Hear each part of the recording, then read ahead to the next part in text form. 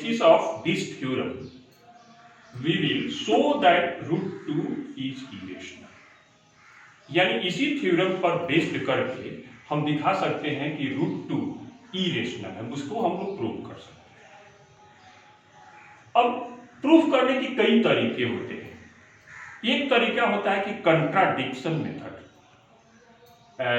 ये मेथड जो होता है कंट्राडिक्शन मेथड, यानी जो चीज प्रूव करना है उसको मान लेते हैं कि वो नहीं है। तो हमें प्रूव करना है कि रूट 2 इरेशनल है, तो हमने सपोज कर लिया कि रूट 2 इरेशनल नहीं है, तो क्या है, let us suppose that root 2 is rational. मान लिए कि रूट 2 इरेशनल है। अब रूट 2 अगर इरेशनल है तो then we can write root 2 is equal to P by Q, where P Q are integers and q is not equal to 0, and also p q are co-primes। co-primes का मतलब आप लोग पढ़ चुके हैं कि don't have common factors other than 1। अगर p और q का 1 के अलावे कोई कॉमन फैक्टर नहीं है तो दे आर कॉल्ड को-प्राइम्स। तो यहाँ पे हमने p और q माना है, तो p और q का कॉमन फैक्टर सिर्फ 1 है, 1 के अलावे कोई नहीं। उसके बाद हम लोगों ने बोथ साइड स्क्वायर किया, तो रूट 2 का स्क्वायर किया तो 2 हुआ, और p बाई क्यू का किया तो p square by Q square. अब इसको हम क्रॉस मल्टीप्लाई करते हैं तो 2q square equal to p square. अब इसमें q स्क्वायर में 2 इसका मल्टीप्लायर है, कोफिशिएंट है, numerical coefficient of q square is 2, that means 2 divides p square. तो अभी जो हम लोगों ने थ्योरम पढ़ा है कि अगर कोई नंबर प्राइम नंबर किसी के स्क्वायर को डिवाइड करता है तो वो उस नंबर को भी डिवाइड करेगा, तो देयरफॉर 2 आल्सो डिवाइड्स p। अब क्या करेंगे, let p equal to 2c, p को हमने 2c मान लिया। अब बोथ साइड स्क्वायर करेंगे तो p square equal to 4c square.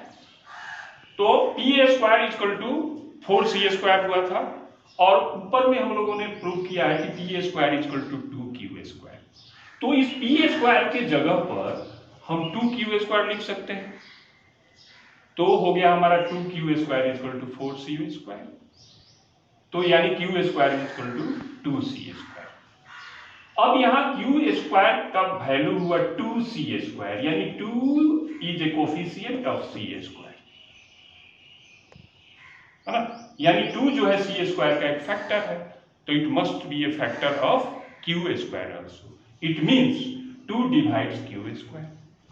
फिर जो हमारा थ्योरम के आधार पर अब 2 जो है q स्क्वायर को डिवाइड कर रहा है, तो ये q को भी डिवाइड करेगा।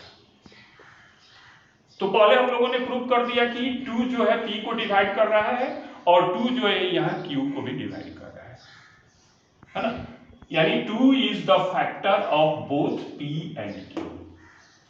लेकिन पहले हम लोग मान चुके हैं कि p और q आर को-प्राइम्स, यानी 1 के अलावे उनका कोई कॉमन फैक्टर नहीं है। तो यहाँ पे एक क्या कंट्राडिक्शन उत्पन्न हो गया, विरोधाभास जिसको कहते हैं हिंदी में।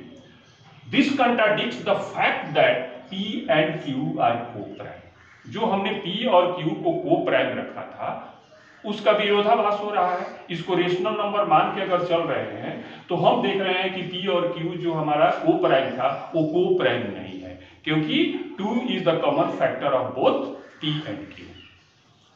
तो ये कंट्राडिक्शन क्यों हुआ, तो this contradiction has arisen due to और false assumption that root 2 is rational. ये कंट्राडिक्शन इसलिए पैदा हुआ है कि हमने रूट 2 को रेशनल मान लिया।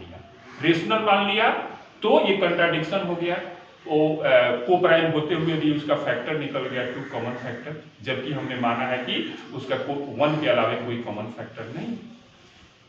तो ये कंट्राडिक्शन जो पैदा हुआ है वो हमारे गलत एजम्पशन के चलते पैदा हुआ है कि हमने रूट 2 को रेशनल माना है। इसका मतलब क्या हुआ, रूट 2 इज नॉट रेशनल।